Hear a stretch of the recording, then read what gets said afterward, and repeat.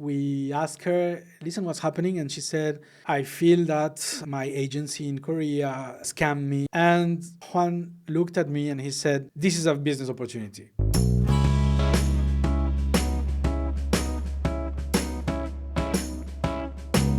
Which is a very good beer, and we were, and I started to tell them about the project that we were building with Juan.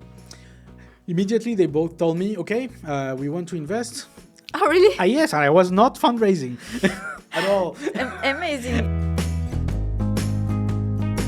What really, really makes it different is the values. Human. Exactly. I published the first edition of a book when I was 15 years old. Your own? My own, yes. Amazing. It was a very interesting moment in my life. I got a promotion and I started traveling again a lot. Damn. All right, so Joaquín, this is the second time we met. Yes. You remember the first time? I remember it was in the pirate boat, right? In Tashmish. And I don't know if you remember, but when I met you, I asked you how to find a commercial space. Yes. Because it was the project to open Cast Me.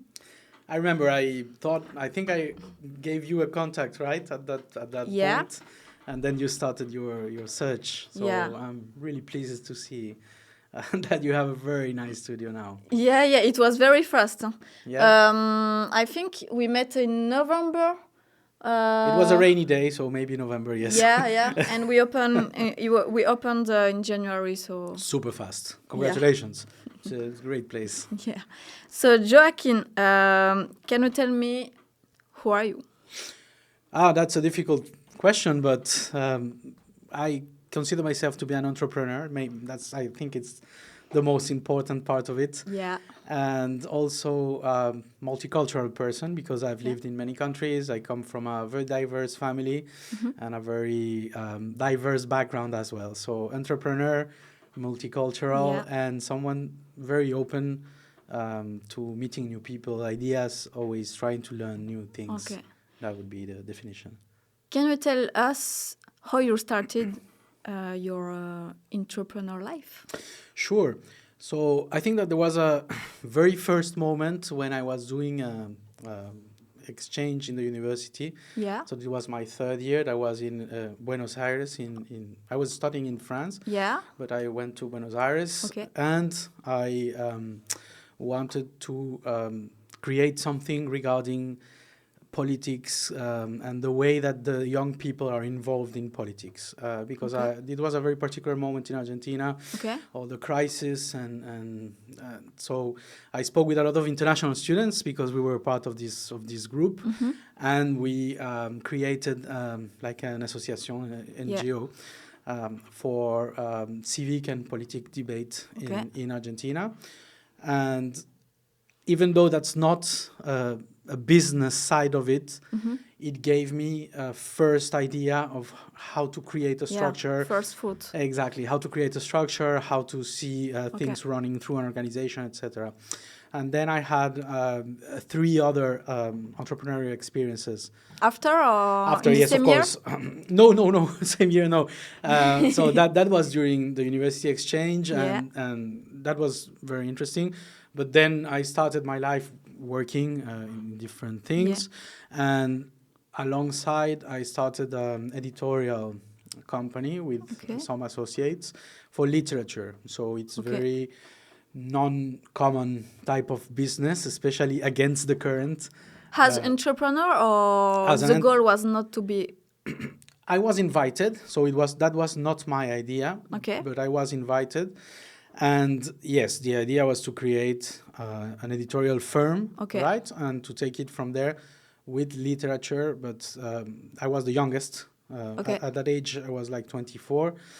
And all my associates were more than 40. So I was by far the youngest. Yeah. And they wanted for me to provide new ideas into how the books can be sold in Kindle or Amazon. What you know, Which other country structures. it was? That was in Latin America in general. Okay, always. Yes, Latin America in general.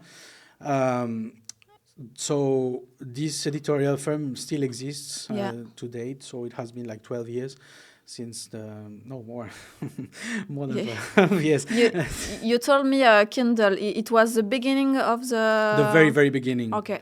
It was the very beginning. So it was like the new way of to read books. To read books, but also we were publishing normal books. Yeah. And I had a first experience in management positions at the time, but this was aside my job, right? It was not your main job, you mean? No, that was so not my main what job. was your main job? At the moment, I was working in the mining industry. Mining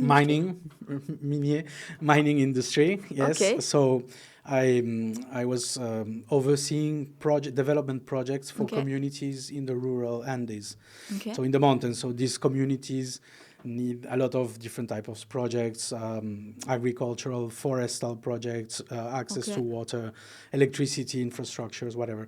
And there are these big negotiations that take place with the local governments, the regional governments, international structures, etc.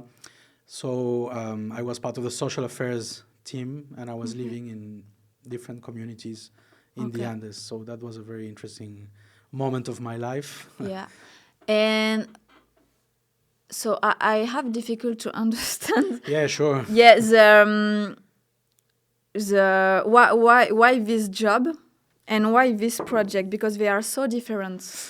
Okay, so let me maybe take 2 steps backwards. I'll try to explain better. Since I was I always did a French education abroad. Because your parents? My mother is from French and Italian accents. But my grandfather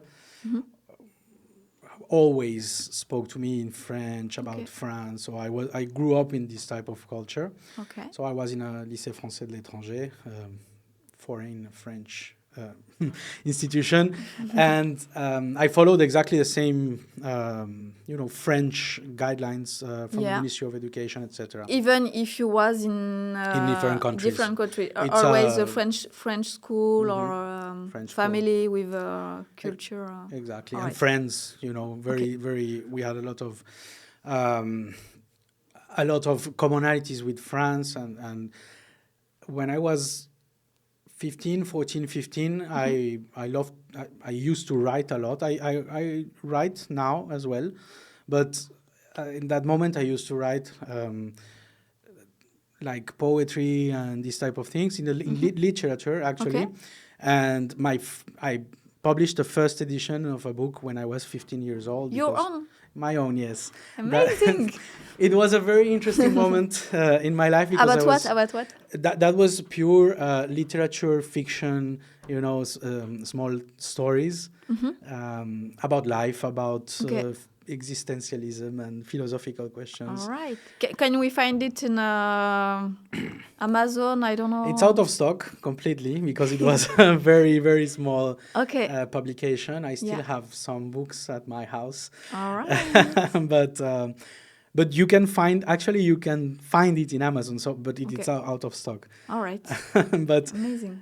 At the moment, so when I was 15, I wanted to become a writer. That was my passion. So I thought that the way to accomplish this was through diplomat profession. Right? Because I say, well, who has the time to write and who can live a decent life through writing? Yeah. So I said, well, maybe diplomat profession is good for me. I can travel, I can write, I will have some time, etc. So at that time, I created a career for myself in order to be able to do this. So I knew that I had to study international relations at some point. I had to do the diplomatic academy and then also continue writing, right? So makes sense. That was my my first passion. Then everything got diverted because I studied in Sciences Po in France because that was the way to get to the diplomatic Yeah, career. yeah, you know? right. So Let's continue. exactly. So I did this, and then I got. That's why I founded this NGO about politics and debate, etc. Because I was completely in the heart of the political affairs and things. Then when I came back to Paris from Buenos Aires, I went into international affairs master's, but with sustainable development as a minor. Okay. So my stage, my internship, in the masters was in the mines of Peru. Okay. It's the country I was born in, but I only lived there until the age of 8. Okay. So for me, it was a way to rediscover my roots, my original birthplace. Yeah. And that's how I got into the mining industry, because of this internship. But my passion was still the literature. Yeah, of course. So after a couple of experiences, because I worked for the European Commission after Sciences Po, I was head of a project in human rights. Still in Peru? So that was in France. So the project was, I came back to France to finish the master. And then I went with a friend from Sciences Po to Peru to work on a project in the mining regions. That didn't go well. And I find a job. It didn't go well because it was the 2008 crisis. So all the mines stopped investing in this type of projects. So we had to part ways with my friend. It's a cool story because my friend lives now in Malta. So I'm going to tell you about this later. Right. It's a cool story. But at that point, we could not make that project together. And I was hired by a local structure implementing a project for the European Commission in human rights. So I decided to stay in Peru. Okay. That's how long? I stayed for 10 years. Okay, so in master you had like 25 years old? Yes, exactly. Till 35. Exactly. So I got married in Peru, and lots of things happened. Children too? No children, 2 cats. Those are my children. But after the 2 years project with the European Commission, I started to work in microfinance with rural women, and those projects were funded by the mining industry, and I did some public service for a while. All right. And then I started working for the mining companies again, and that's where these friends came with this project for the editorial. Okay, but you met this person. It was already a friend before, or? I've always been part of the literature world, if you want, because I love to write and I love to read, and these were friends of my father. Even so. There were old acquaintances of mine, so it was like, maybe they wanted a younger spirit among them, and that's why they invited me to join. It was a small investment that I had to make at the time because we were a group of 6. And that's how it started. So that was my first approach, and it was non-intentional because it was not me who created that project. You joined the project. I joined the project. It was volunteer. Exactly. But I started to see how it worked. That I liked some of the things that I was seeing, right? It's something very different. I got engaged, and now I'm divorced, so lots of things happened. But my wife, my soon-to-be wife at the time, my fiancée, told me, you travel a lot, you are always in the mines, you need to change your job and do another thing, because otherwise we're not going to be able to spend time together. So I quit my job at mining and I went into the pharma world, which is completely different. But it's the opportunity I got. It was a job in Lima, the capital city, and so we even moved near the job. And I started this new life as more like 9-to-5 schedule, and I tried this for 3 or 4 months, and then I got a promotion and I started traveling again a lot. Damn. Exactly. So so that didn't work as I planned. Normally it's life, right? You plan things and then life. And of course she was not able to follow you. Not everywhere. I remember these traveling plannings where I was in Santiago, then I came back to Lima for 24 hours, then I had to go to Sao Paulo, then back to Lima for, a weekend, and then to Bogota, whatever, or Switzerland, because the pharmaceutical company was from Switzerland. Oh, okay. So, at the end of the day, she told me to change because I need to stay more at home, and I think I stayed even less than before. And that's when we decided to move to Malta, and that was the second time when I started another company. Okay. Right. So you was on the pharmaceutical firm. Yeah. And her. She worked for Coca-Cola. Okay. And it was possible for both to work remotely? No. This was before COVID, so the possibilities were not at all like that. So we both resigned. Okay. We had very good jobs, both of us. Very good, stable life. Yeah. But we were not fulfilling our purpose as individuals and as a couple as well. So we came here for a honeymoon before. Oh, okay. This is the first approach I got to Malta. And I really liked it at that time. So she told me I would love to live here someday. And I was, imagining myself as a retired person, living in Malta. But it came a lot sooner than expected.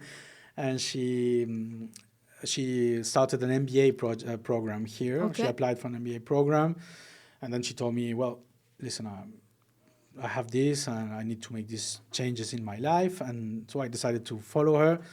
And I also quit my job. So we both actually quitted our jobs. Okay, everything. Everything, sold everything. We did a garage sale. You took the cats. The cats are here, yes. The cats are here. But we sold everything, even the champagne glasses that we had. I mean, everything. And starting new life. But before coming, I spoke with the CEO of the company, the pharmaceutical company in Peru, and I told him, listen, this is happening, and I think that I would love to stay in touch with the things I've been working. Maybe I can, do some type of consultancy. Yeah. Right, and that's how I created CAPS, which is the consultancy firm for corporate affairs in general, because my career has always been in corporate affairs, which is stakeholder management, policy, regulations. Okay. So it was a good way for you to have a first client. Yeah. And start here. Yeah.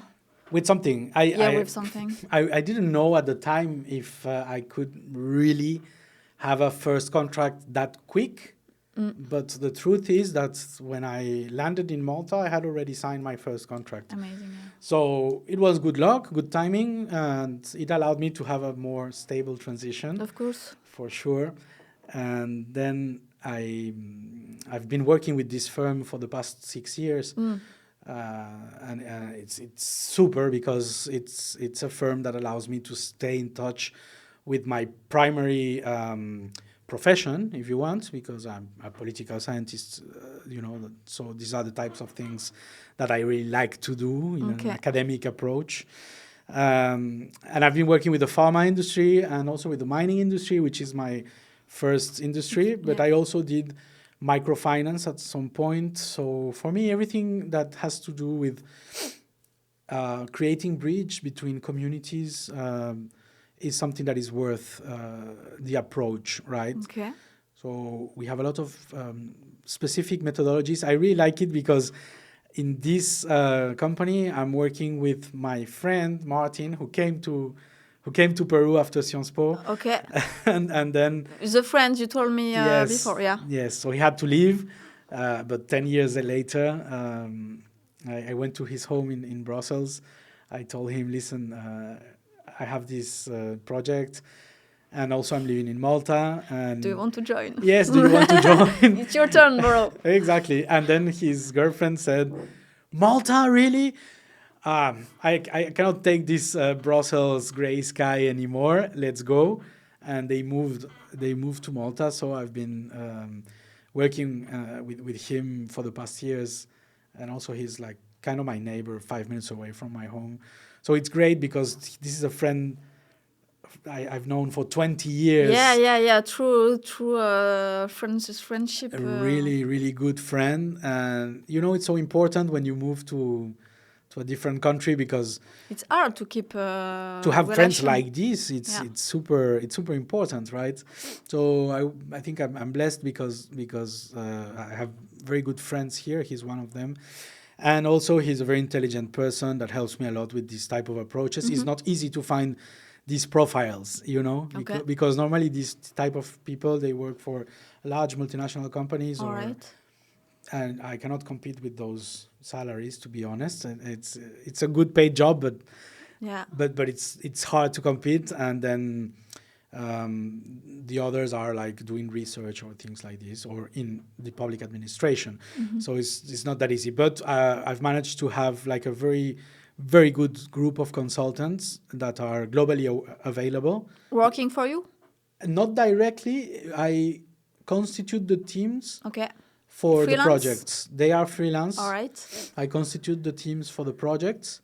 And whenever we have a project, I just make a call. And there are some of them that have been working with me for the past 5 years. Yeah. So it's cool because they already know how to work. Yeah, right? Of course, yeah. Exactly. But now I have big plans for this company because Martin found another thing, so he's starting his own way from May onwards. So it's sad, but it's an opportunity for me because I have to move. I cannot stay like this. I was relying a lot on him because with Boom I have a lot of things to do. But now that he's gone, with my other business partner, Juan from Boom, we are starting a new project for growth for the consultancy firm. So I really like to have this vehicle in my life because it has allowed me to first learn a lot about management, for sure. The company was first incorporated in Peru. Now it's incorporated in Estonia. Okay. And so many countries, so many people, so many. I think it's the people that you meet that allow you to create things. You cannot never do. I mean, my way of seeing things is that you can never do the things by yourself. If you do things by yourself, you take a lot of weight, and then you can accomplish just so much as you are able to handle. And even if you are a big worker and someone that really likes to be committed, there is a limit in what a human being is able to do. Sure. So working with people and bringing people together is the way to create new things.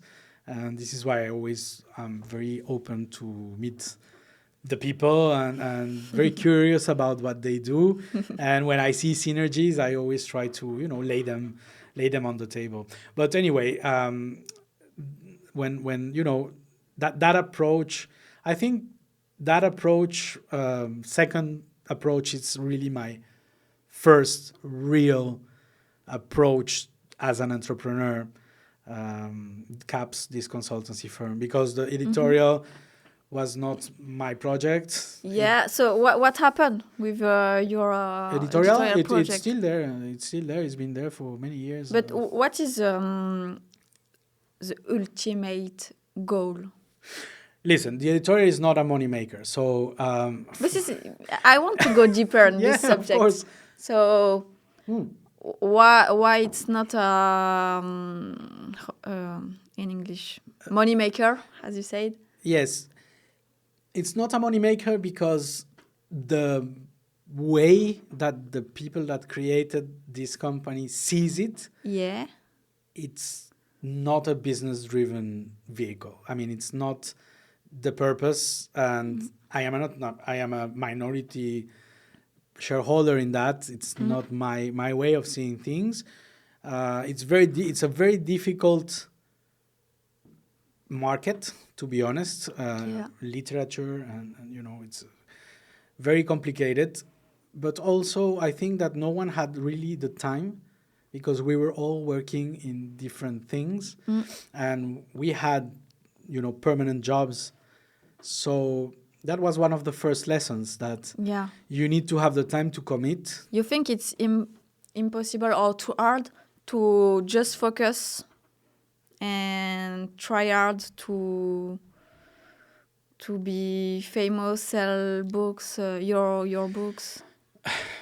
No, I mean, it was not about my books. It was about literature, and also be famous is not something I pursue Okay. personally. So Okay. I mean, it depends on what are your objectives, right? What I saw with this company, for me, my personal objective with this company was to learn. Okay. To learn how to manage a company, to All right. learn about commercial aspects and things. The company is able to produce a couple of books per year and then keeps its cost structure. That's it. I'm not involved anymore with the management of the company for a long time, Okay. But I think it served the purpose, a first purpose. Then the second company, the purpose of that company at that time was for me to be able to make a transition in my life. For a pharmaceutical. Yeah, well, it's corporate affairs in general, right? All right. So the purpose was to give me the liberty to quit my job and follow my wife and go to an uncertain place. Of course. And that was the purpose. All right. At that time, it served the purpose very good, but now I have a very different purpose with that company. I wanted to thrive. I wanted to become a leader company in All the right. sector where it's working, and this is a very different moment for me and for the company. So I think that the way that you approach your projects has to be with your intentions. You are not going to put a different type of energy or resources into a project than what you really want out of the project. Of course. And you have to be very sincere with the people that are investing with you or with the people that are joining you for the project. Yeah, sure. In Result what is- won't be the same. Because the expectations of the people, you cannot play with the expectations of the people, right? You have to be very honest on what you want to achieve. That's something that I've learned, and it's better to have someone fully aware of what you're doing but less committed than someone that is super committed but not very aware of what you want, and then there is a clash of expectations, a clash of a lot of things, and that's where human interactions can go wrong. So the company had been 100% mine, CAPS, this consultancy firm, until last year when I spoke with Martin. I told him, listen, I can give you some shares of this company if you want to take the general management position of the company. And that was the first conversation because I had this vision of growing the company into another level. The first approach he accepted. Now he's taking another path. But at least that discussion led me to consideration of what was the real purpose of the company. And the real purpose of the company now is that I wanted to grow, to be present, to have more international clients, etc. How grow? How important? I mean, I think that really for this type of companies, to be a global company is the ultimate goal, and to have projects in at least Europe, Asia, and the Americas, for sure. I wouldn't say how many employees or things like that, but I want to triple my revenue in 2 years' time. So that's a completely different shift. But I'm not going to be able to do it alone. I need to do it with someone. Yeah. My question will be how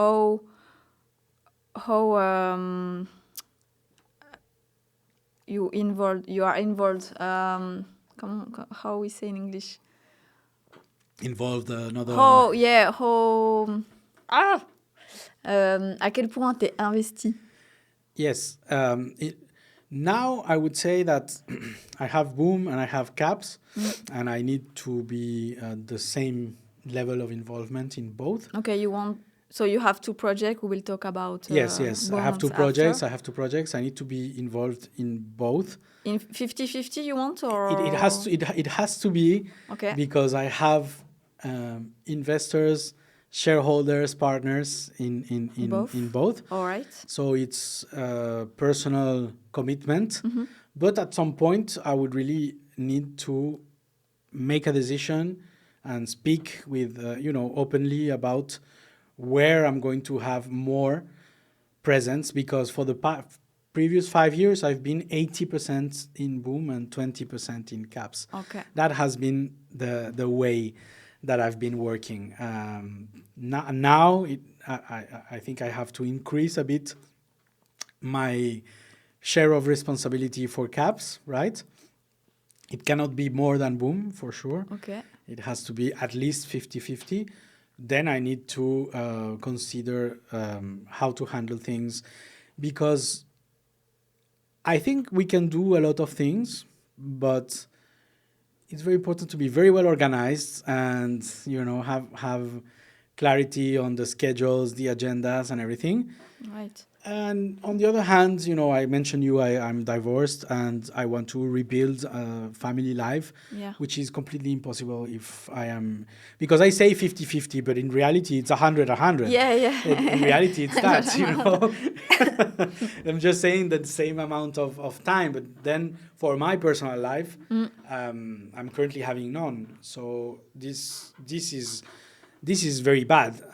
This is something I've learned, that I cannot compromise my health, my personal life, my social life, just for the sake of the project. Then you see that the real entrepreneurial, fire lies within those people that really are ready to commit to the uncertainty of things and to give 120, 140% all the time. Yeah.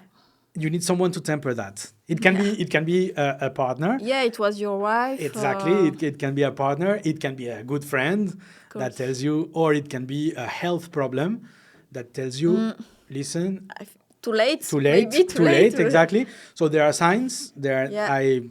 I've done some retreats in Bali to try to, change my silent retreats, things like this, try to find more spiritual side of things internally. I'm always driven back to work. I really think that I'm in the age of my life where I'm very productive, so I can be focused on this.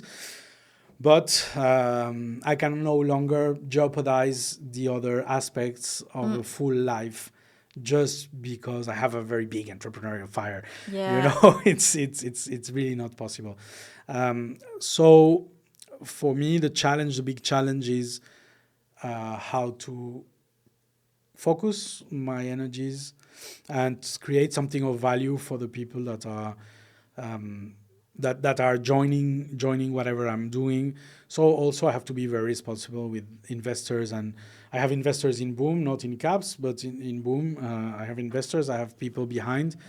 I have to be very responsible and all the time, try to deliver the best without compromising everything. So All right. I think that it's a particular moment in my life where I need to take, a step backwards, maybe downscale some things to try to build another part of my life to be more complete. But I still have this big project. So yeah, it's part of the questions. I want now to talk about Booms, because we talked about that several times. So you had your own project in Malta, and you had an idea to build Boom Studies. Yeah. How it happened? Well, I also started an MBA program here when I came. Same time. A little earlier. Before your wife? Yes, because she took a 6-month English course. Okay. Because about language. So How many language you speak? French, English? French, English, Spanish, Spanish. which is my native language, Portuguese, which I studied for 4 years, Italian, I speak Italian as well. So All 5. right. But for you, English was okay when you came in Malta? Yes. Okay. Yes. My parents always put me in a lot of extracurricular things. Okay. So swimming, piano, English, and Amazing. whatever they could. Yeah, amazing. At the time, for me, it was a bit, stressing to have all these. Okay. When I was a kid, of course, my friends went to play in the street, whatever, after school, and I had to go to the institute to learn English or piano lessons or whatever. So, but I'm thankful. I'm thankful for that. I'm thankful for that. So I was in the British Institute after school. Okay. For many years. So I learned English from a young age. And when I came here, I started the MBA, ASAP. And that's where I met Juan Manuel. He's my business partner. And with him, we created Boom. It was funny because I had to wait before starting, because for the MBAs, there are intakes, right? Intakes. What is intakes? It's the date where the course begins. Okay. So la rentrée. Oui, okay. but there are no. It's not like just in October. You have like 4 or 5 intakes when you do an MBA program. So you have it in February or April or whatever. Okay. Okay, different moments in life. But I had to wait a bit before the intake, and they offered me academic English at the school. Okay. I said okay because it was offered, of course. So and that changed my life. The fact that I went to academic English lessons changed my life completely because I met Juan Manuel, and he was there, not willing to study an MBA, just trying to have a good time in Malta, Because it was free? No, for him, no. He was paying for the courses. For me, it was free. Why he paid? Because he was doing English courses. Okay. He was doing English courses. I was enrolled for an MBA program. Okay. But I had to wait a bit to start. So in that time, I got offered to go to English classes. So I joined a group that was already studying. And there was Juan Manuel, who was paying for his classes, but his purpose was to have just a good time in Malta. Okay. He was younger or? Younger. He's 7 years younger than me. And we were, instantly we started to speak and be very good friends. Good feeling. Good feeling since the very beginning. And then we started to talk, and I said, well, what are you going to do? He's from Colombia. So he said, I don't know if I go back to Colombia. He wanted to go to the United States. That was his main goal. And I convinced him to stay to do the MBA in Malta because I wanted a friend. At that time, my friend Martin was not here. So I said, no, listen, I just got divorced. It will be fun. It will be fun. Yes, of course. I was living in my old house where I was with my ex-wife. Okay. So it was a difficult moment for me. And this was in Zabar, so completely in the south of the island. I don't know where is it. It's near Marsascala. So south. And it was an old house from the 18th century. And it was a particular feeling and difficult moment when you get a divorce. Of course, it's it's hard. I can't imagine, but I can. I mean, it's hard. And so it was good to have a good friend. Of course. And I convinced him to stay. He had already investigated about the MBA program. And it was not because I came and said, hey, let's go there. He said, of course. But I think I gave him the last push for making the decision. And then we started the MBA program together. And we went to a friend's birthday party in Pacheville. I never go there. I hate it. But this time was there. And I think that the discotheque no longer exists. It's a native club. I think it doesn't exist now. It's like a Latin.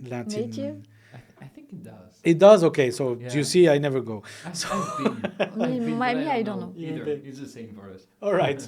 So we were there, Well- and she was from South Korea, and we had a lot of, friends from the MBA from different parts of the world that were there. Yeah. And at one point, she started to cry. Her Cry? birthday, yeah, cry. She started to cry. Yeah, and now I'm crying. I'm crying. I'm Okay. crying. Depressed. Something happened. Something happened. Maybe the alcohol helped to unleash Sure, something. of course. But we asked her, listen, what's happening? And she said, I feel that my agency in Korea, scammed me because I'm paying double the rent that I see here for the prices. My room is so dark. I have an air conditioning machine that I have to put coins in my AC to make it work, and these types of things. So she was Okay. like very depressed. Very weird. Yeah, and also she was living only with Koreans, so she could not practice English. Okay. So it was like a very bad experience she was having. okay. And then all of a sudden, all the other friends that were there from different countries, Morocco, Iran, whatever, so they all started to say, yeah, we faced this issue and we faced this other issue. And Juan looked at me and he said, this is a business opportunity. He saw it clearly. This is a business opportunity. Yes, because Which opportunity? the opportunity is all the pain points that the people are suffering Coming from other countries. from our countries Yeah. to study in Malta, Yeah. and they find opacity, finding information for rents, visa process. Okay, yeah, makes sense. All yeah. the information that they need. Listen, it's not one person. All the people here That's right. are suffering from the same. You had an experience with an intern. Yeah, right. Before she came to Malta, she has been scammed by Facebook group. She sent the Facebook groups. Yeah. She sent the rent, and no one came up when she came in Malta. So yeah. That's one of the most important sources of scams. Facebook groups, people make the Facebook. deposit. Exactly, and same then story. They scam with an ID card that doesn't exist, whatever, prices, etc. Sometimes they come here to learn English. They don't even know English, and they know their native language, and it's hard for them to communicate. Yeah. So Juan saw it in that precise moment. He told me, "This is a business opportunity." In the same night. Not there in the discotheque in Pacha, Really? yeah, with a whiskey in the hand and everything. And I said, yes, I saw it myself as well. I thought Amazing. this is completely a business opportunity. Okay. So we drank our whiskeys, and the following day we went to Valletta, to a very nice place I like a lot, which is a wine store. Okay. And we had a bottle of white wine. Where you can taste it. You can taste, but it's mostly for To buy it. to drink to there. drink. Yeah. You have different olives and things. It's very nice, especially in spring. It's wonderful. Okay. So we went there with our iPad with a bottle of white wine. Yeah, and starting the project. The project there in a cool place. in a cool place, exactly, with a very cool vibe. And we had a lot of complementary ideas because his background is more from the commercial part. He used to work with, retail and wholesale and these types Okay. of things. So he knows a lot of commercial strategies. That's not my background. And so we started to put the project together, right? Okay. And that gave me a sense of purpose. Because I was doing something with someone else. I had my other company, but my other company was working, had a couple of contracts. It was mine, but this was something with someone else new that I just met. And you were already able to build a new project. I think that the difficult moments that you have in your life create something that it's a void or something. The divorce created in me a necessity to fill my life with something else. Okay. I needed something else, big, because my sense of loss was just too important. And I saw, and you can say, well, maybe this is like a, you know, like an excuse to not heal your wounds. I see it differently. I've thought about this different times. I think that if it's something real, when you see the purpose, you're not avoiding, you are creating, but then you need to take the time to really think about whatever problems you had and, you know, think and work about those. But to have something big, exciting, and especially doing it with someone else, because someone else is going to give you that sense of responsibility that you cannot leave the project or whatever, because you're building it with someone, right? And Juan, I just met him like a couple of months ago, so it was all very new, and I got lots of questionings, like, are you sure, like, you know, but I felt it was the right thing. So I always hear my inner self and the vibes and the energy. I try to listen to that, to see if I'm in the right path or whatever. And we got this business plan, like very rough stage business plan. But then with the MBA, we saw the opportunity to have a very solid business plan, you know, because with the MBA, we were building the business plan along our studies. All right. So it served that purpose as well. And 1 month after we had this wine moment, I went to Belgium. You already started the MBA? Yes, I started the MBA in April. The party was mid-April, around these dates. May was the creation. And in June, I went to Belgium to see two very good friends, Nicolas, my roommate when I lived in Paris, and Martin, my friend from Sciences Po, right? Because they told me, you need to hang out with friends, you are in a bad moment of your life because of the divorce. So we're going to do a road trip in Belgium, you know, so 20 minutes. Trip in Belgium. Yeah, 20 minutes from one place to another. But we did Ghent and, you know, Antwerp and Bruges and whatever, and we did that. It was mostly beer tasting. I can imagine. But the very nice thing is that I remember clearly this night in Ghent, we were in the canal. It's beautiful, right? Ghent is a super beautiful city. We were drinking Chimay, which is a very good beer, and we were, you know, and I started to tell them about the project that we were building with Juan. Immediately, they both told me, okay, we want to invest. Oh, really? Yes, and I was not fundraising at all. Amazing. Everything came so fast. Exactly. I mean, they were there, and for me, it was just, I was just telling them about the project, but I was not fundraising.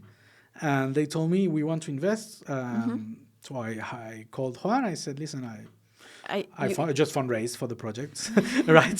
So we have our first investors.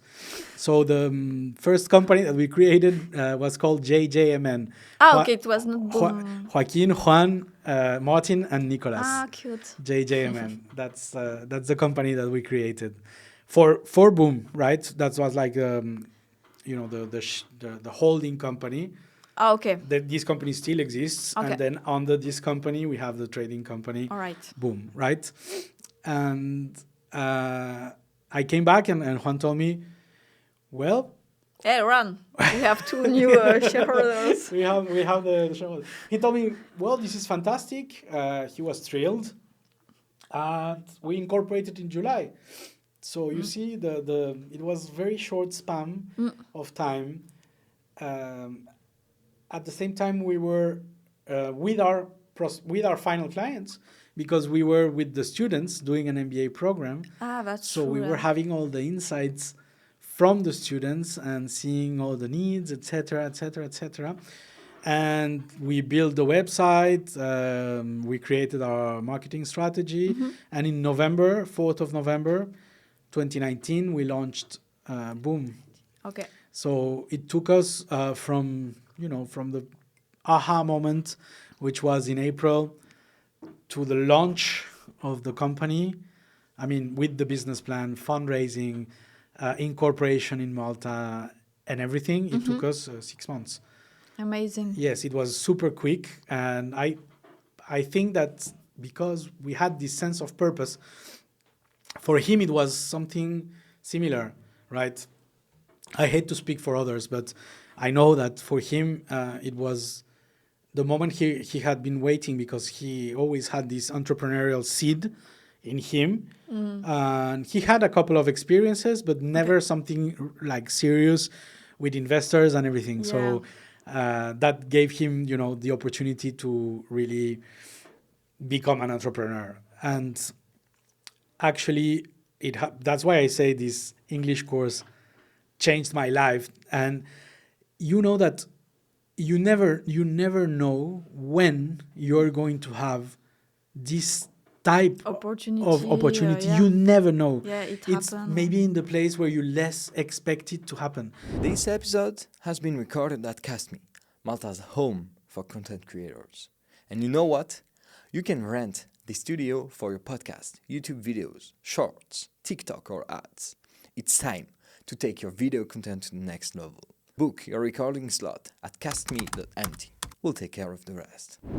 And I think you decide if it's an opportunity or not. You can just say, no, I do my English lesson and I come back. Or Sure. You have to be open. You have to be open to knowing the people. You have to be open to speaking, understanding, and have this connection with the people. At worst, you have a new Facebook contact. At worst. Yeah. At best, you have a new partner. Best friend or whatever. Exactly. You never know. Amazing. You never know. And actually, something that is really important here, besides Boom, is that with Juan, we've created a really, really intense friendship. I would say that now he and his family, because he's married, he has a child. In Malta? In Malta, yes, Luciana. 3-year-old girl, 3-year-old and a half. For me, they're like family now, Can imagine, yeah. It's incredible to have built this relationship in this sense. And of course, he's like a brother, because when you have, someone that is so close to your everyday life, you can talk about everything. And you fight about everything, and it's like a brother, exactly, it's exactly like that. But at the end of the day, we always are there to support each other in the moments that are really significant. So life gave me this incredible friendship and this incredible project, because Boom has taught me a lot about being an entrepreneur, a lot about what you need to do, what you don't need to do. It has been a learning process. One of the most intense in my life, because this is something that pulled me out of my comfort zone. It has nothing to do with my background, with my expertise, with my life, nothing. It's something commercial, marketing driven, like completely commercial, different. But you... excuse me, I cut you. No. But you have you work with a institute or school here in Malta? So the Boom is a company that bridges. It's a one-stop shop platform for international students. Okay. So either for higher education or for language programs, they can choose whatever they need. But not only that, also accommodation, also visa if they need a visa, insurance. I mean, it's the one place they need to go with a curated network of service providers, so they don't fall into scams. They know that everything that they will find there is secure and minimum quality, acceptable quality. So we work with a number of English schools. We work with the University of Malta. We work with business schools that are present here in Malta. And we deliver, depending on the objectives of the student, budget, deadlines, we give them a personalized, tailored project for them to follow, right? And also you do the English lesson. No, we don't provide the course. Okay. We work with service providers. Partners or yeah. What or- we do deliver here is accommodation. So we run our own accommodation. Okay. We have a guest house in Sliema.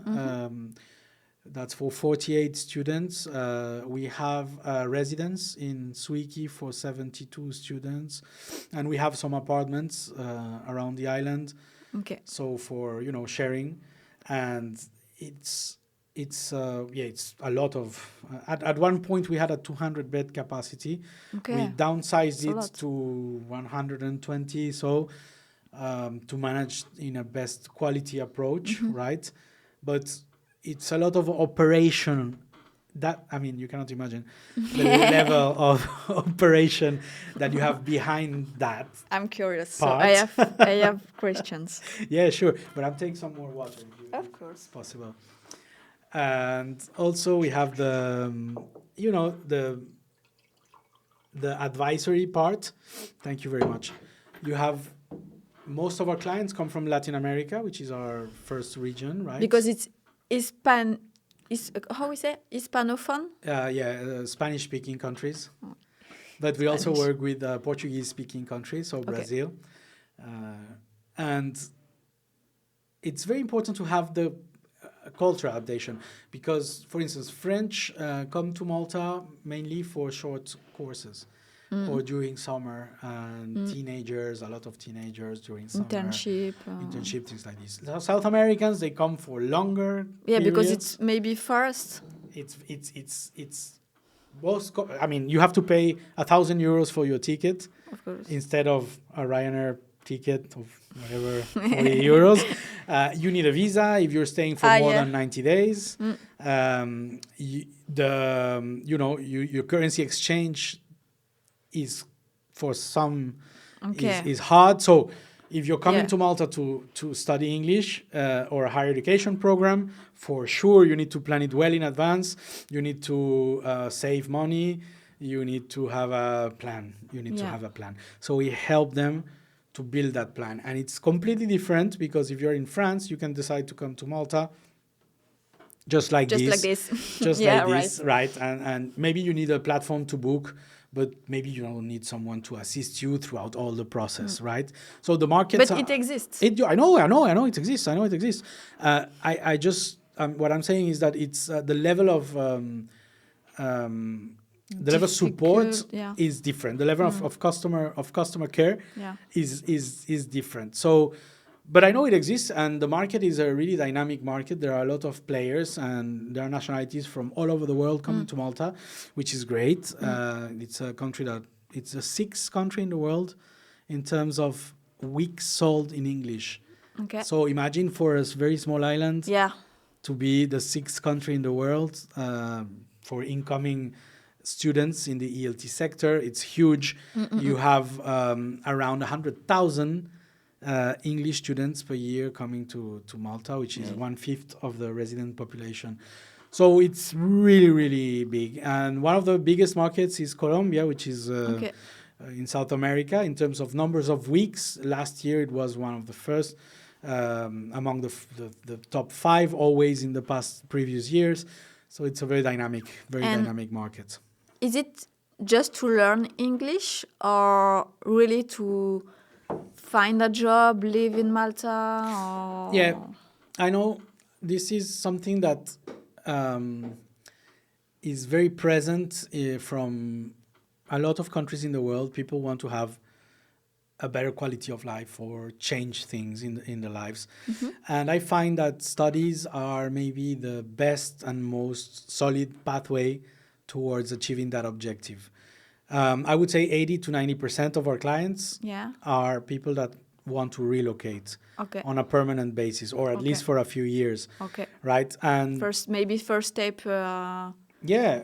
Exactly, to start something new. Malta has easy conditions if you compare it to other countries in the European Union. For non-Europeans, there is a dynamic labor market for students that can find a job quite easily. But me, for instance, I've always moved countries, right? I've lived in in different countries all my life, moved my family as well. So for me, being part of helping people to achieve an international experience is very well connected with who I am in my very essence, right? And I try to deliver those type of advice. I don't do it myself now. At the beginning, it was Juan and me working directly with the clients, right? Okay. In So the beginning, we were two you of was us. able to do everything, like visa, help for visa. Everything. We find- started from scratch, and just one part-timer helping us. And how you find it your first clients?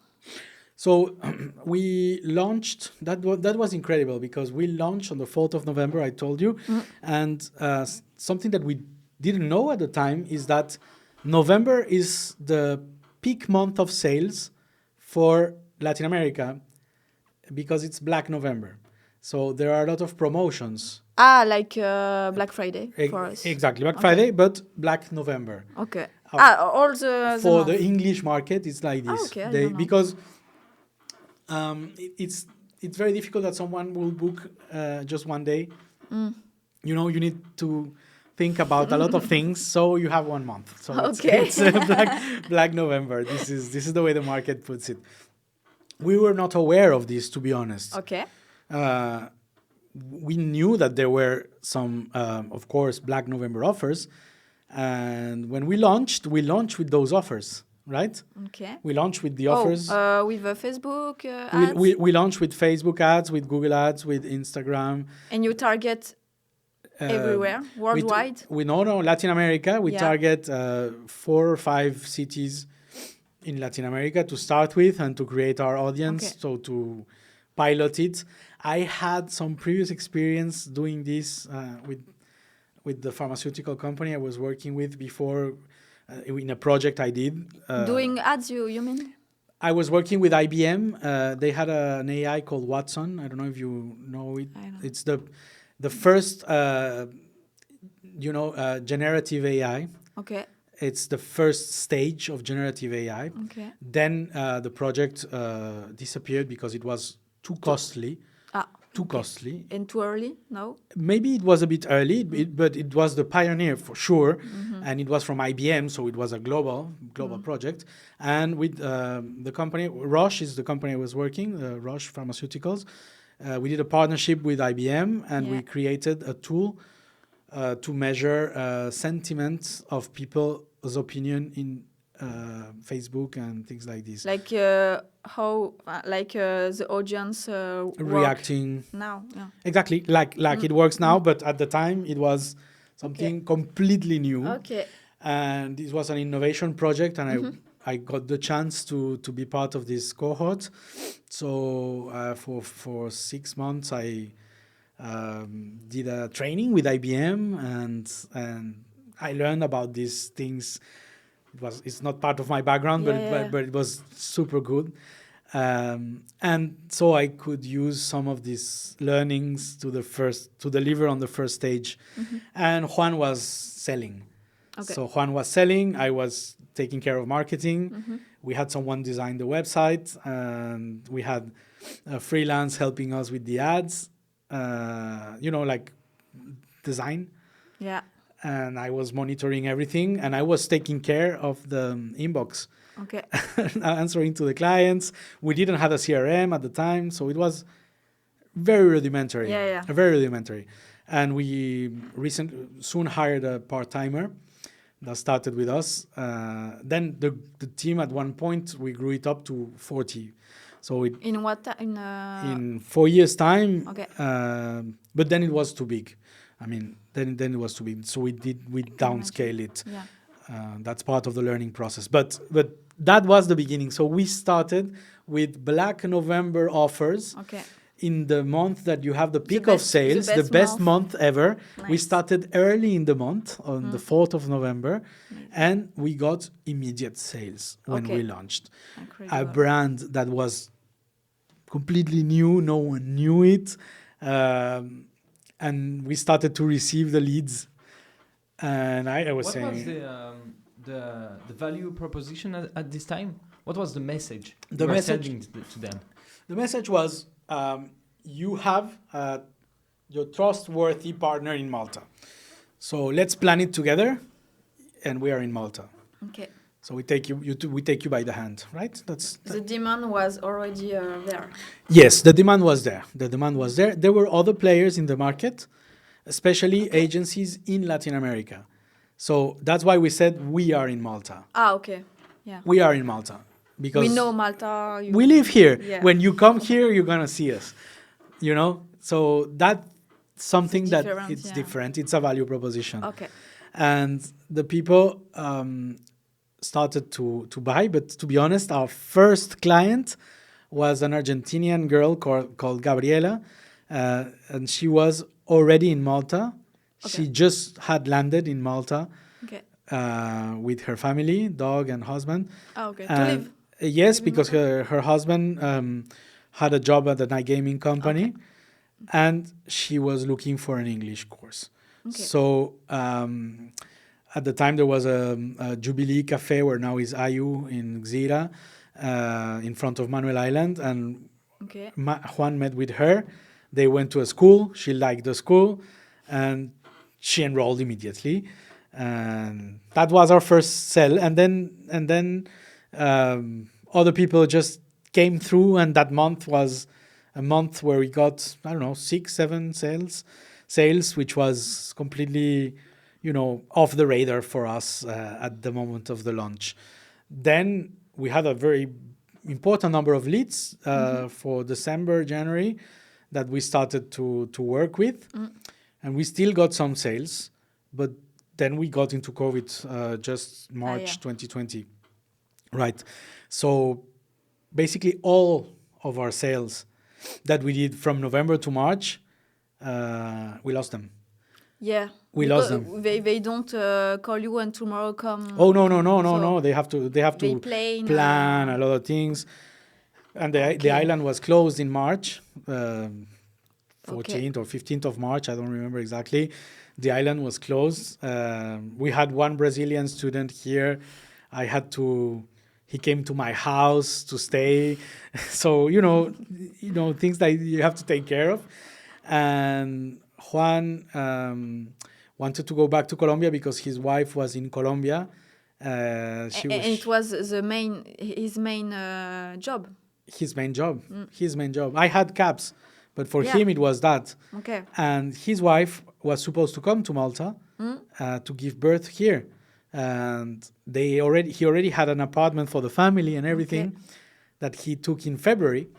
And in March, everything happened and he wanted to go back because his wife could not come. Yeah. And we, at that point, we We didn't don't make know. money.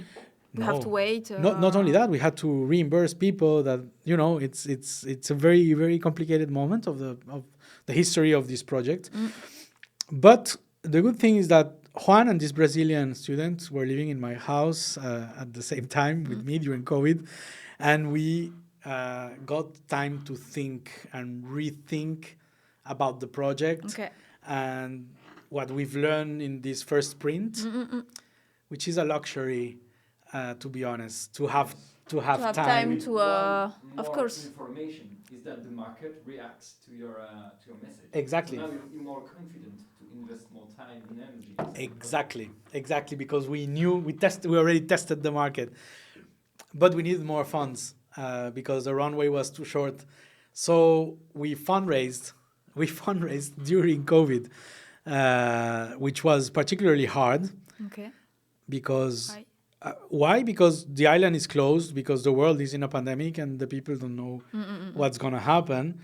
At the time, quarantines everywhere, and we were not. I remember. Schools were closed, so we were not travel to study business. So it was particularly hard, right, to fundraise. Sure. But that was amazing. We did 3 pitches, and we got 3 investors. So 100% success rate. In Malta? No, these were where you met? from abroad. So one of them was in Costa Rica. How you find investor first? Oh, these are friends and family. Okay. People that are near. Okay. Yeah.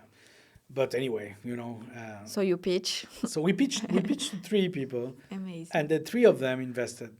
So we fundraised In COVID en plus.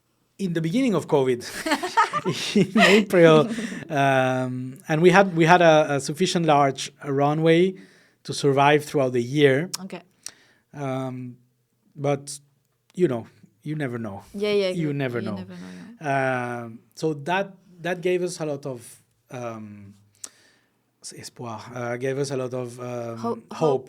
Thank you. Yes, about the future, and we started to think about different ways of, doing the business. Then, when the island reopened and the world started to travel again, it was not easy at all, because there were the vaccines, the COVID certificates. Yeah, and every country doesn't open in same time. No, regulations changing, and it was a nightmare, because we had people stranded. I mean, people coming from South America to Malta needed European COVID certificate, but of course they could not get it in their countries. So we had people going to Croatia to take the vaccine in Croatia. So we created a route from Turkey to Croatia, going to a specific pharmacy that we knew, taking the vaccine, then the quarantine in Croatia or Turkey, and coming to Malta. We created the route, and a lot of people came with the route.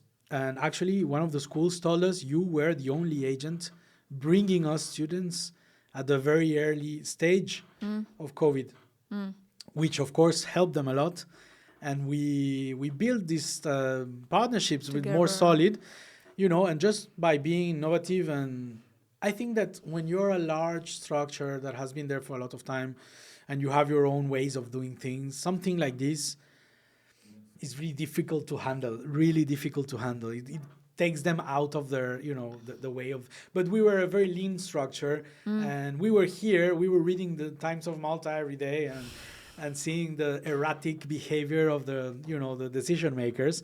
And also, I'm a political scientist, so it was part of my job to really read the regulations. And I started to post on a Facebook group I have, which is called Todo sobre Malta en Español.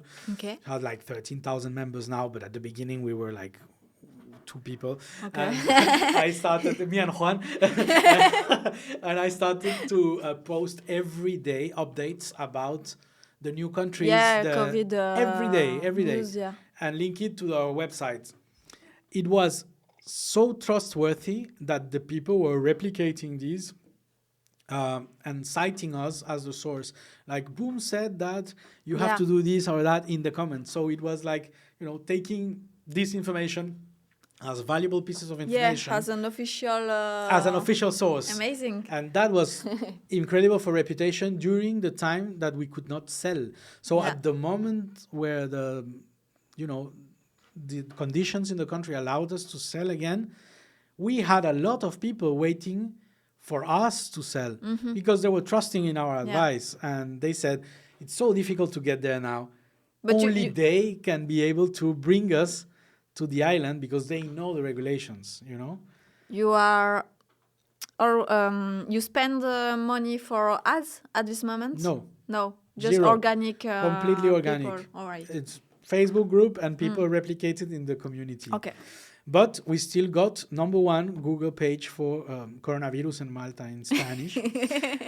So okay, it was like when people searched about it, they came into our daily updated page, which I updated for 2 years daily, every day. Every day I took 20 minutes to update the website and put it, and I just changed the date in the title so people would know, and the publishing date in the WordPress. Manually. So people would know that someone is taking care of it daily, and putting the information. We are still here. We are here. And that was a winning strategy. When the island was reopened in July 2020, we had a lot of bookings, and it was crazy. Let's go. And we started to hire more people. Then they closed. Then they opened again. Then they closed. Then the schools went remote. Then they opened again. Then they closed. It was a nightmare, logistical nightmare. Yeah, it took 1.5 years to stabilize. Yeah, you hire remotely, or you had an office? we always had an office. Okay. We signed the we signed the lease agreement on the 4th of March 2020 with 3 years deferment clause. So the next week, the country Will be closed. the birth. The next week, the following week, the country closed. Okay. But the good thing about this is that, okay, we had to commit to pay a rent monthly. Okay, that was bad. Because you don't use it anymore. No, we use it. Ah, you use Yeah, it. yeah, yeah. It's yeah. But the good thing is that, well, at that time, we were a bit stressed, knowing that we had to pay a rent and that we cannot, we couldn't sell. But we had the opportunity to apply for the COVID wage scheme from the Maltese government, and they took care of our rent as well. So Okay, they cool. paid the rent. For one moment, there was a crack with the construction site. There was a legal problem between the construction and the owners of the building. Okay. So they told us that we could not go to the office, which was perfect, and they didn't charge the rent for Okay. 1 year. Okay. And then when they started to charge the rent, the government started to support To- us. So Amazing. it was like, Okay. it had to be like this. So that's why I always say that there are like these signs where you know that things happen because they need to happen in certain ways. And after we started to gain a lot of traction with Boom, we were growing into a very competitive space where people are putting a lot of money in Google Ads and big structures. There are very big Competitors? agencies. Yes, the In competitors. Malta? Not necessarily in Malta, worldwide, and especially in Latin America, there are very big, well-established competitors that have But been anyway, there it's for competitors. 20 years. Yes, they sell courses. So Because your target audience wants to learn English. Yeah. They don't care where. Yeah. exactly, Yeah. exactly. It's English course. Normally, they try to go to these places where they can also work, learn English and work. Thank you. But you have a lot of competitors. The schools themselves, they sell. They have, EF, English first. Yeah. It's huge, and that they pay a lot of money for the, for the ads. So it's very difficult to keep up with this type of budgets. Yeah. So you need to be very innovative in the way that you are going to approach your audience. So what we did was to create a B2B market with Okay. smaller agencies that were in the countries of origin, Okay. offering them the value that we are in the country of destination. So you can send your student through us, and we will take care of your student when the student comes to Malta, which is something that is a really important value proposition for them. And also we were able to negotiate better commissions with the schools because the volume that we were bringing was focused in Malta. So Yeah. we had the space to share that commission basis with these agencies. And this B2B structure is still functioning now, and it's a third of our volume. So that was Juan's strategy. It was very good at the moment to start with that. And then we did another third fundraising, which was larger, and we started to go international. I saw. So that's the moment where we open first Dubai. Okay. Why Dubai? Dubai is a very popular place to learn English now. Ah, okay. Yes, it's Okay. it's very very different, and people that want to be connected with Asia or the Middle East, it's perfect. There are working opportunities, That's true. but I think it's because of the influencers that Okay. Dubai has been, on A the new spotlight. dream. But it's difficult. It's difficult because the reality is that if you don't have a lot of skills, it's difficult for you to get a job that is paid Yeah. so you can have that lifestyle. And maybe you're attracted to Dubai because of the lifestyle that you see in the influencers, but they get a lot of things for free, right? The influencers. Or they have a different type of budget. But anyway, we try to be very realistic with the students, because if you go there to learn English and to expand your horizons, it's a fantastic destination. Okay. I'm going next week to Dubai. I've been traveling to Dubai for the previous years, and I really like the destination. I could not live there myself, but I think that for some people it's suitable. Just depends on who you are. We are so Yeah. different, everyone of us. So we started with Dubai, then we opened Ireland as well, because Ireland is How you open in Dubai without to live? I mean, who was in charge? So this is where at one point, which is Canada, which is the last one, we Yeah. took the decision that in order to open a new market, we needed to have a local structure. Sure. In Dubai, we were working with a local team, but not a structure. So just people that were already living in Dubai Yeah. that could, tell the students how it is. We partner with two girls from Colombia, which are very active in social networks, and that was really fun and nice.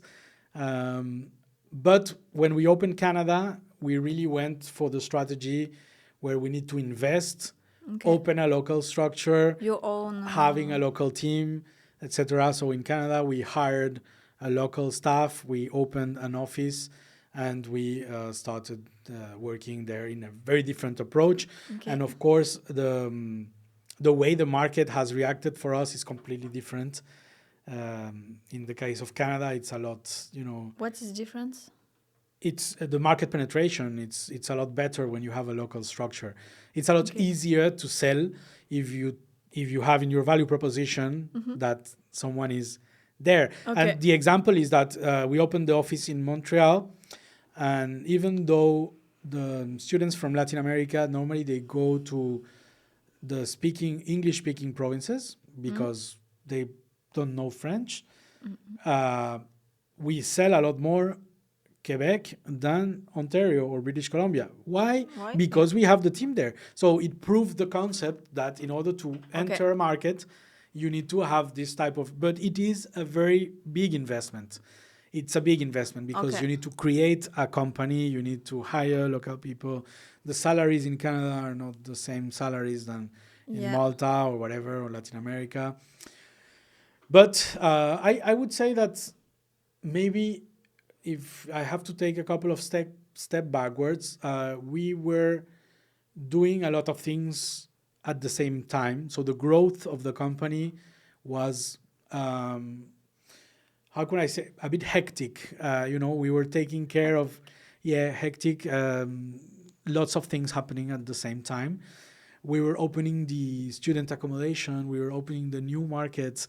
We were hiring a lot of people. Yeah. So all of these was very difficult to manage.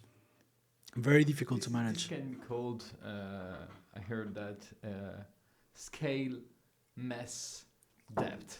Yes. It's like you are scaling high, everyone's doing like hundreds of tasks, but one day, by the mess you produced, you will have to pay this debt, stop the scale, or downscale, as you said before, and repair, and being the architect, structure everything, build the CRM and the stuff. When the scaling is so fast. Exactly. To be able to go another step higher after. That's exactly the what happened, and it's very Okay. well explained.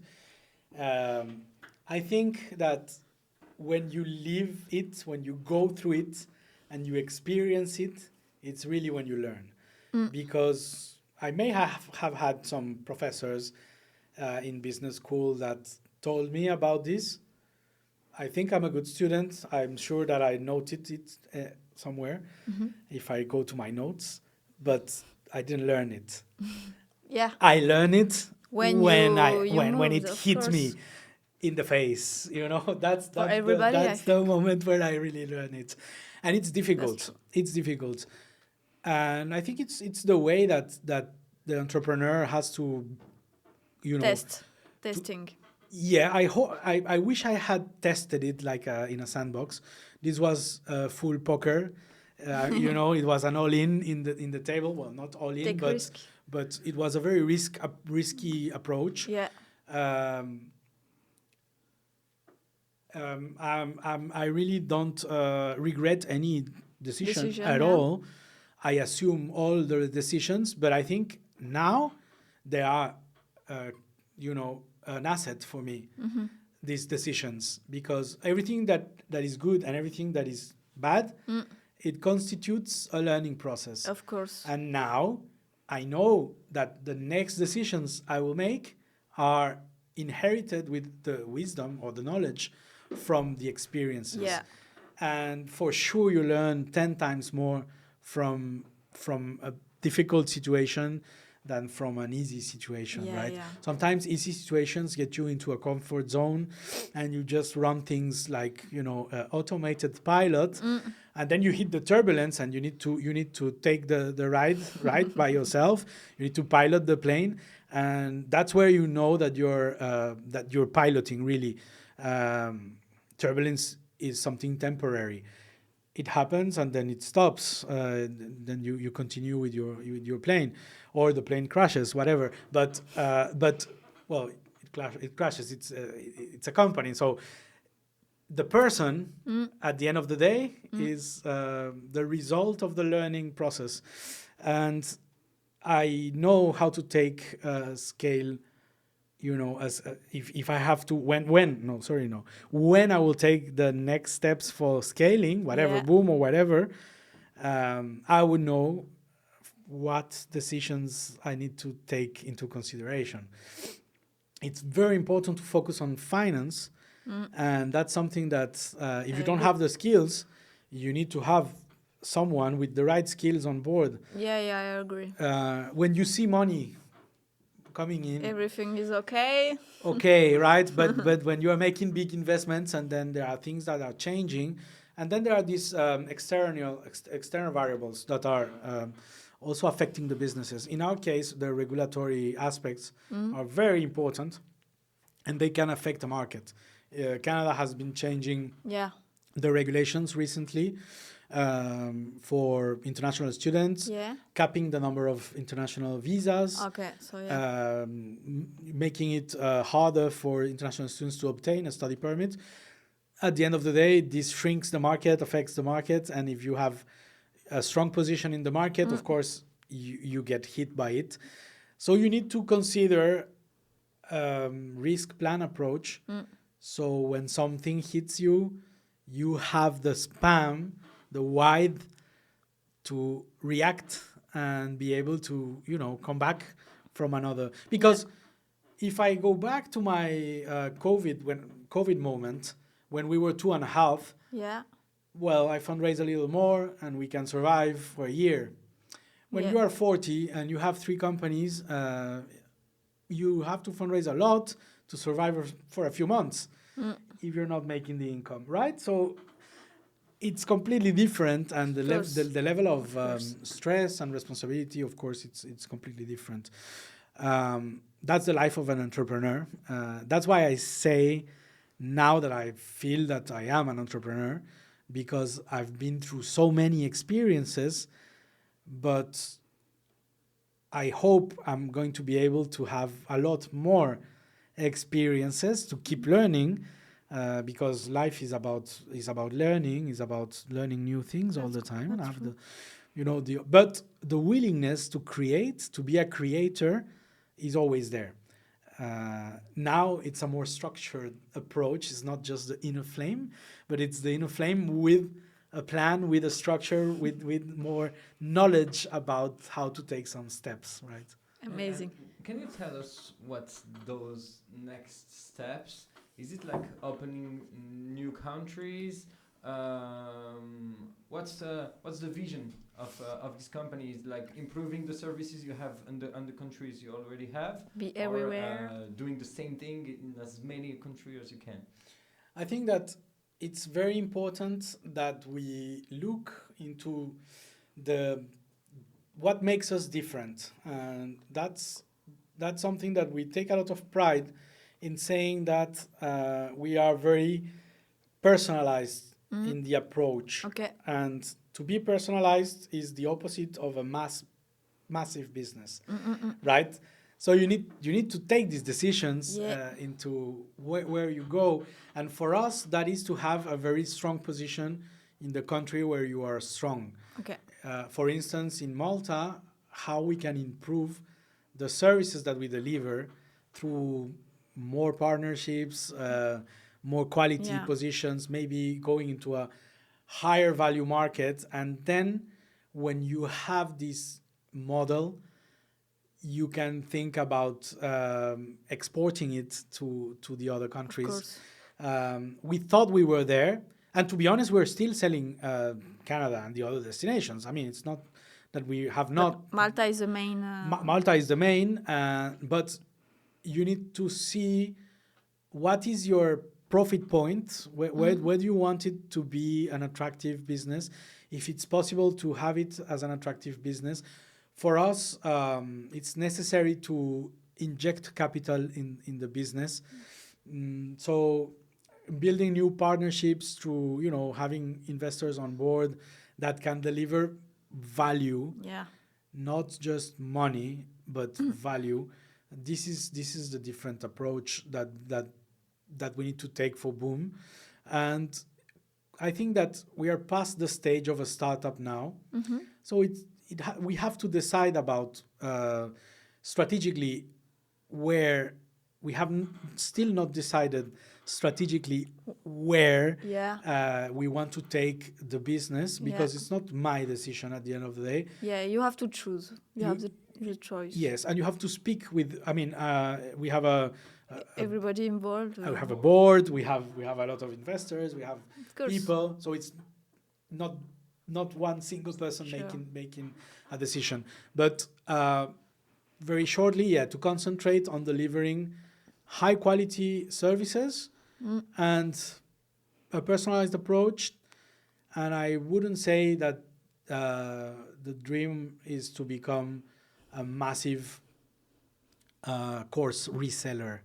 It's not that. It's more like supporting international mobility with a personalized approach and delivering some value. And then I think that the other question is, at the personal level,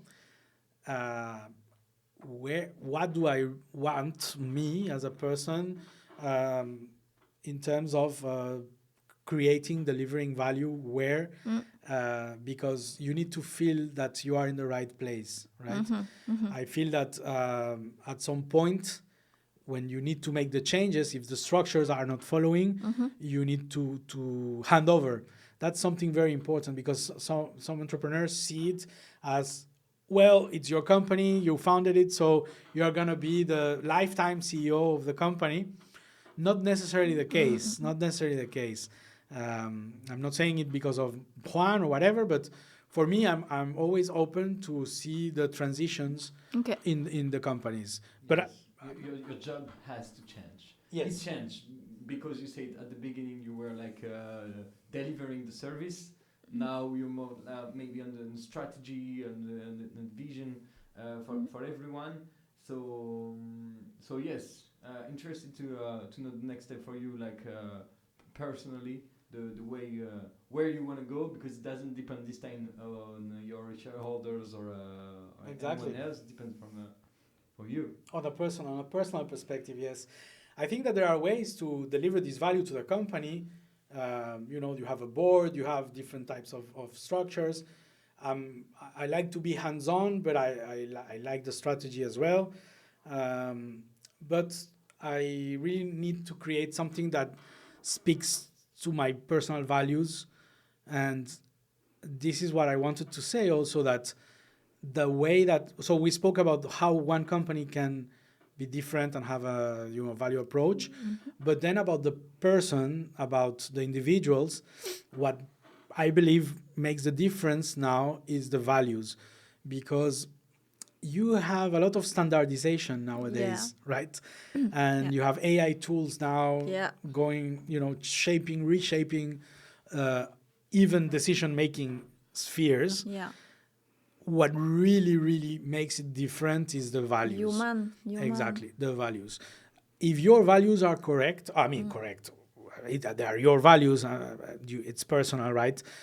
But if you are committed to your values and you make every decision in following those values, then you're making a difference, right? It's the people will know that you are choosing something because of a value, and not because of a business driven True. decision.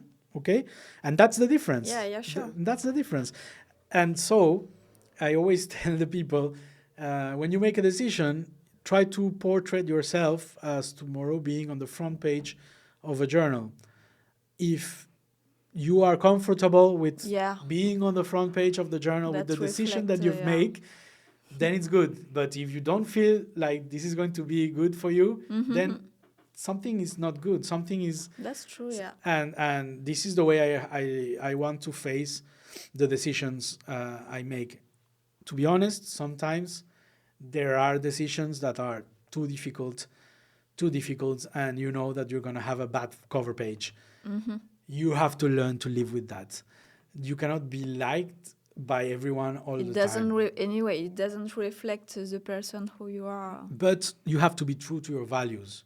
So if it's not a good cover page, but you know that your values are there and are right, then it doesn't matter. Yeah. You have to You are- follow, yeah. because no one can be loved by everyone. No one. It's impossible. Yeah. You will have a lot of people. Haters. Of course, Always. it's normal. And for me, I think one of the most difficult parts of the journey has been to learn to live With that, with unsatisfied people. unsatisfied Of people. course. Might be customers, might be shareholders, might be other partners, whatever. Of course. And Because you your have business to- is your life. You have to live with that. Yeah. You have to live with that. And the moment when I'm not going to say you stop caring, because you always care a bit, but when you know that it's really not, yeah. it's going to pass or whatever, then you can, go have a dinner with your friends, and your mind is with your friends, not with the one person that just attacked you in social networks. Yeah, I Otherwise, think it's impossible to live, right? And even if you're serving customers directly, you will always have unsatisfied customers. of course, yeah. I say, no, it's not possible. But you have to learn with that. So that has been very difficult for me.